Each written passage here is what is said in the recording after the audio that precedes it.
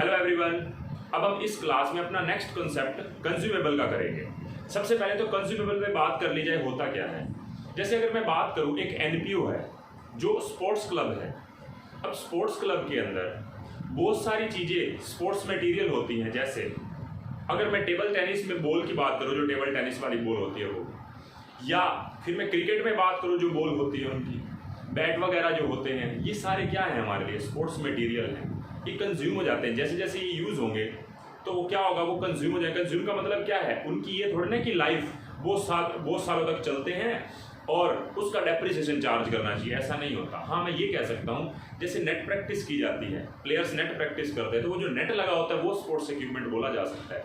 Equipment मतलब जिसके ऊपर डेप्रिसिएशन लगेगा। मटेरियल का मतलब जो कंज्यूम हो जाएंगे, जिनकी लाइफ कम होती है।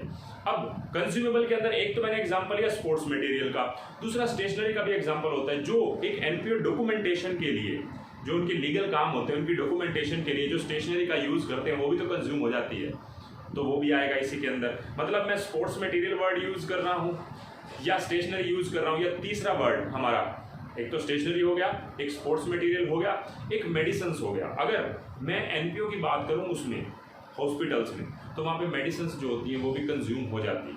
ठीक है, एनपीओ जो काम करता है उनकी कंज्यूम हो जाती हैं जैसे जैसे उनके पास पेशेंट आते हैं। तो ये 2-3 एग्जांपल्स हैं। जैसे मान लो मैंने इस क्वेश्चन में स्टेशनरी लिखा है, अगले क्वेश्चन में मैं क्या लिख दूंगा, स्टेशनरी की जगह स्पोर्ट्स मटेरियल लिख दूंगा, किसी में मैं मेडिसिन लिख दूंगा, बात एक ही। ठीक है, अब मैंने ना ये स्टेटमेंट लिख रखी है, stock of stationery creditor for stationery advance to suppliers, amount paid to suppliers ₹3 lakh during the year, calculate stationery consumed during the year 2017-18. Also prepare extract भी बनाने हैं उसके साथ में। ठीक है, अब बात को समझते हैं। देखो, मैं आपको ये कहूँ, आप ना थोड़ा प्रॉफिट ऑर्गेनाइजेशन पे जाइए। प्रॉफिट ऑर्गेनाइजेशन में क्या हुआ करता था, अगर मैं प्रॉफिट ऑर्गेनाइजेशन की बात करूँ तो वहाँ पे क्या हुआ करता था, जब ना आपकी परचेजेस निकल के आती थी वो ट्रेडिंग के डेबिट में आ जाती थी। मतलब एक हिसाब से मैं ये बोल रहा हूँ कि अगर आपको पता है कि आपकी कितनी परचेजेस है, वही ट्रेडिंग के डेबिट में आ जानी है। यहाँ पे हम ना कितने परचेज की वो नहीं, कितना कंज्यूम किया वो लिखेंगे। थोड़ा मैंने इसके ऊपर और ज़्यादा नॉलेज डालता हूँ आपके लिए। एक बार हम करते हैं, पहले साथ साथ करते हैं, करने से ना आपको ज़्यादा क्लैरिटी मिलेगी। देखो, स्टॉक ऑफ स्टेशनरी,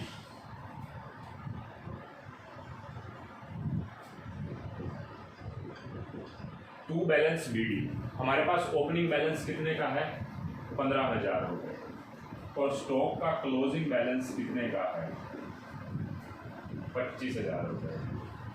हमारे पास ओपनिंग स्टेशनरी पड़ी है, क्लोजिंग स्टेशनरी पड़ी है। फिर हमारे पास ना क्रेडिटर फॉर स्टेशनरी भी है और एडवांस भी है। ऐसा होता है, कभी क्रेडिटर्स का बैलेंस आप क्या बोलेंगे, डेबिट होगा या क्रेडिट होगा।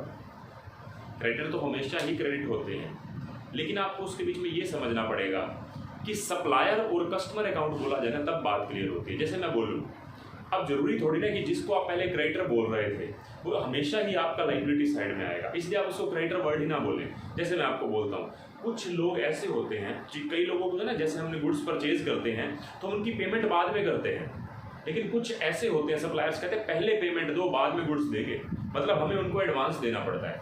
अब एडवांस देना पड़ा तो यहाँ पे क्रेडिटर तो क्या बन गए, उल्टा डेटर्स बन गए। आप यही समझे ना, इसलिए आप वर्ड्स क्या यूज कर सकते हैं, क्रेडिटर वर्ड ही यूज ना करें। सप्लायर अकाउंट जो है, देखो मैं आपको एक चीज बोलता हूँ, नॉलेज की बात,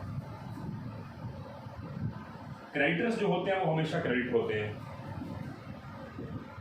डेटर्स हमेशा डेबिट होते हैं। ठीक है, सप्लायर्स का मतलब क्या, क्रेडिटर्स है, ये जरूरी नहीं है। सप्लायर्स का बैलेंस क्रेडिट भी हो सकता है, सप्लायर्स क्रेडिटर्स हो सकते हैं और सप्लायर्स डेटर्स भी हो सकते हैं, अगर हमने सप्लायर्स को एडवांस में दे दिए तो। जब क्रेडिटर वर्ड ही यूज करें तो इसका मतलब तो देना ही है। लेकिन सप्लायर्स, ठीक है, मैं आपको यही बोल रहा हूं कि क्रेडिटर्स जो होते हैं वो हमेशा बैलेंस उनका क्रेडिट मिलेगा, लेकिन जो सप्लायर्स हैं वो क्रेडिट भी हो सकते हैं और डेबिट भी हो सकते हैं। मतलब ये सप्लायर्स को आप ऐसे नहीं कह सकते क्रेडिटर्स नहीं है, ये डेटर्स भी है और क्रेडिटर भी है। सेम बात कस्टमर के लिए, कस्टमर का बैलेंस डेबिट होता है, हमने कस्टमर से लेने हैं, कई बार कस्टमर को देने भी होते हैं। क्या देना होता है? कैश थोड़ा देना होता है, उनको गुड्स देने होते हैं, लाइबिलिटी तो है ना, तो इनका बैलेंस क्रेडिट हो सकता है। मतलब कस्टमर डेबिट भी हो सकता है और क्रेडिट भी हो सकता है। तो बेटर है हम क्रेडिटर अकाउंट ना बनाएं, यहाँ पे क्रेडिटर अकाउंट ना बना के क्या वर्ड यूज करें? Supplier account. सप्लायर डेबिट भी हो सकते हैं, क्रेडिट भी हो सकते हैं, लेकिन अब जब आप क्रेडिटर वर्ड बोलते हैं ना तो आपको सिर्फ क्रेडिट बैलेंस ही लिखना होता है, डेबिट बैलेंस नहीं। ठीक है, तो इस बात को आप समझे, इस चीज को मैं अप्लाई करता हूं। सीधी सी बात मैं इसको ऐसे बोल सकता हूं, जो क्रेडिटर्स होते हैं वो सप्लायर हैं, लेकिन सप्लायर हमेशा क्रेडिटर्स हैं ये पक्का नहीं है। सेम बात, डेटर्स कस्टमर हैं, लेकिन कस्टमर हमेशा डेटर्स होंगे ये कंफर्म नहीं है। ठीक है, तो मैं क्या कर रहा हूं, मैं बनाऊंगा सप्लायर्स अकाउंट। अब सप्लायर के अकाउंट में टू बैलेंस बीडी, मतलब मैंने 3,000 रुपये उसको एडवांस दे रखे हैं, मुझे अब उससे गुड्स लेने हैं, और क्लोजिंग एडवांस दे रखा है बाय बैलेंस सीडी 5,000 रुपये। और क्रेडिटर्स हैं हमारे जिनको हमने, मतलब सप्लायर हमारे डेटर्स भी हैं जिनसे हमें अभी क्या लेने हैं? गुड्स लेने हैं। और कई हमारे सप्लायर्स ऐसे हैं जो हमारे क्रेडिटर हैं जिनसे गुड्स ले चुके हैं लेकिन पैसा देना है 9,000 रुपये।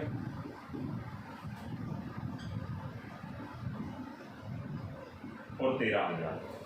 ठीक है, ये हमने उनको एडवांस पैसे दे रखे हैं, अब ये गुड्स मिलने हैं, ये क्लोजिंग, ये हमने गुड्स ले लिया लेकिन पैसा देना है, ओपनिंग और ये क्लोजिंग। ठीक है, अब हमने पेमेंट कितनी की है? To receipt and payment. To receipt and payment हमने पेमेंट कितनी की है सप्लायर्स को? 3 लाख रुपए की।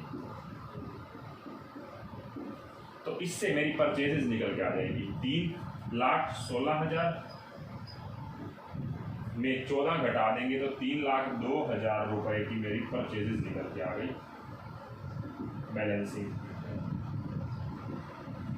इस 3,02,000 रुपए की परचेज को जैसे हम ट्रेडिंग अकाउंट के डेबिट में परचेजेस लिख देते थे, वैसे इनकम एंड एक्सपेंडिचर भी लिख सकता था। हमें इनकम एंड एक्सपेंडिचर के डेबिट में परचेजेस लिख देते हैं, क्योंकि अब ट्रेडिंग पीएनएल नहीं बन रहा ना, अब इनकम एंड एक्सपेंडिचर अकाउंट बन रहा है, तो यहाँ पे लिख सकता हूँ।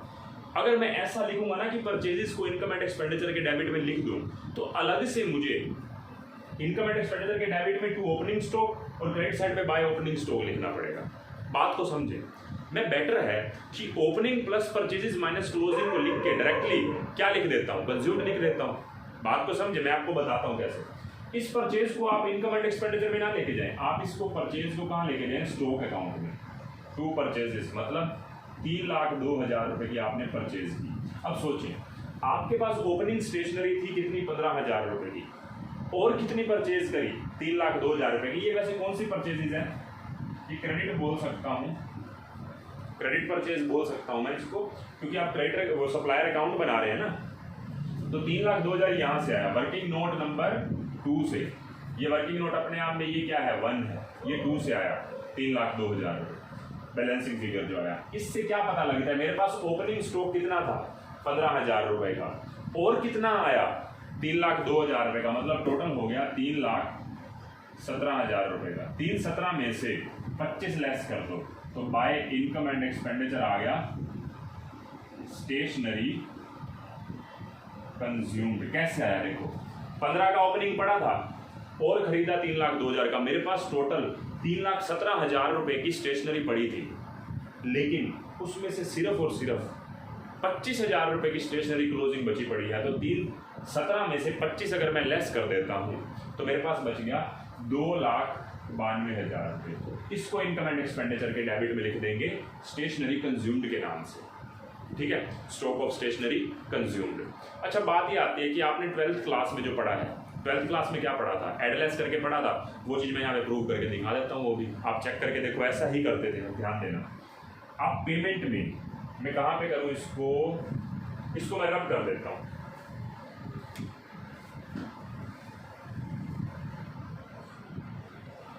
देखो आप बताना, आप यही करते थे, आप क्या करते थे, जितनी पेमेंट हुई है, जैसे सब्सक्रिप्शन में जितनी रिसीव्ड हुई है वो करते थे ना, जितनी पेमेंट हुई है, पेमेंट में आप क्या करते थे,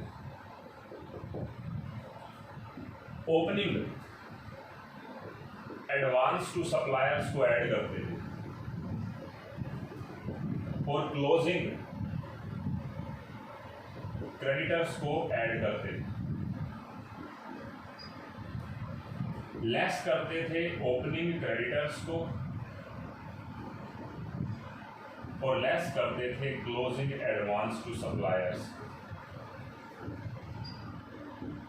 फिर इससे ना आपका परचेजेस निकल के आ जाती है।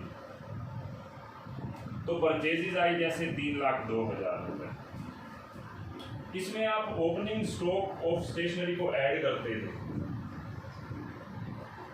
और आप क्लोजिंग स्टॉक ऑफ स्टेशनरी को लेस करते थे, तो आपके पास आ गया 2,92,000 रुपये। आप पक्की बात है ऐसा ही करते थे अगर ऐड लेस करते थे तो, ठीक है।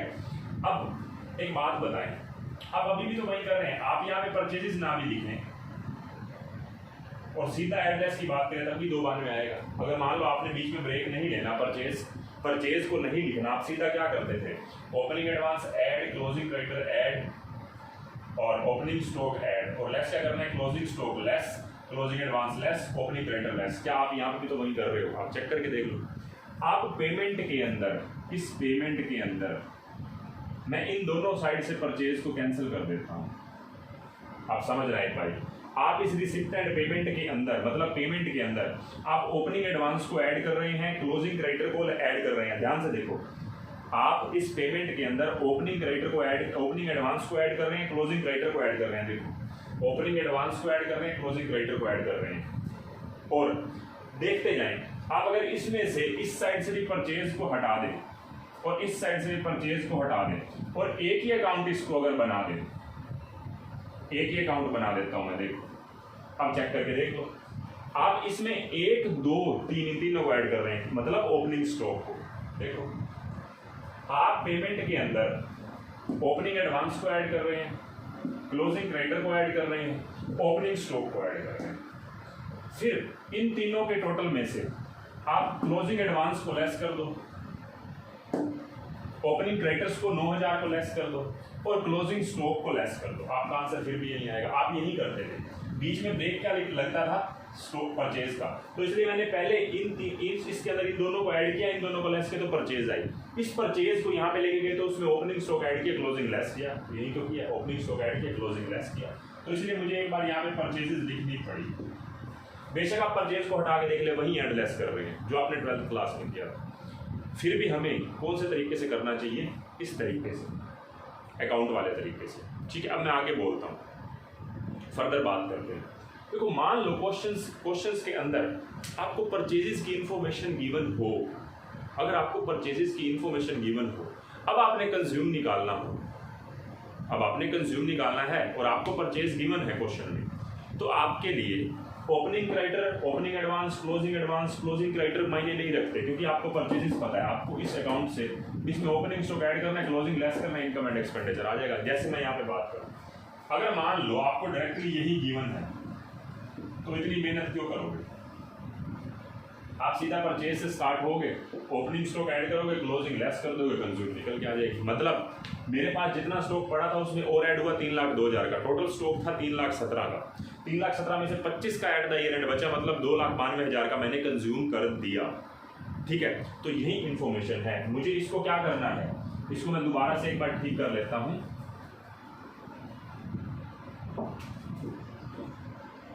टू परचेजेस 3,02,000 रुपये वर्किंग नोट 1 से, और बाय परचेजेस 3,02,000 रुपये बैलेंसिंग। ठीक है, अब मैं क्या करता हूँ, इसको प्रेजेंट करता हूँ। देखो, प्रेजेंट करना बड़ा जरूरी है। प्रेजेंट करने की आपको नॉलेज होनी चाहिए, कैसे प्रेजेंट किया जाता है। तो देखो, मैं बनाता हूँ इनकम एंड एक्सपेंडिचर अकाउंट। इसके डेबिट में टू स्टेशनरी कंज्यूम्ड कितने रुपए की है? 2,92,000 रुपये की। कहाँ से है? वर्किंग नोट 1 से। इसके अलावा अगर मुझे बैलेंस शीट बनानी पड़ती है एज एट 31 मार्च, ईयर जो भी हमें को ध्यान नहीं है ओपनिंग क्या था, और बैलेंस शीट एज एट 31 मार्च जो भी क्लोजिंग। इसमें देखो आपके पास ओपनिंग 3 बैलेंसेज हैं। पहले जो आप सब्सक्रिप्शन वाला करते थे वहाँ पे 2 बैलेंसेज होते थे, या तो ओपनिंग रिसीवेबल और ओपनिंग रिसीव्ड इन एडवांस। ऐसे closing receivable, closing received in advance. यहाँ पे 3 बैलेंसेज हैं। कौन कौन सा? Opening stock, stock of stationery कितने रुपए की है? 15,000 रुपये की opening. Stock of stationery closing कितने की है? 25,000 रुपये। Opening creditors, creditors for stationery आपकी ओपनिंग कितने की है? 9,000 रुपये। क्रेडिटर्स फॉर स्टेशनरी क्लोजिंग कितनी है? 13,000 रुपये। Opening advance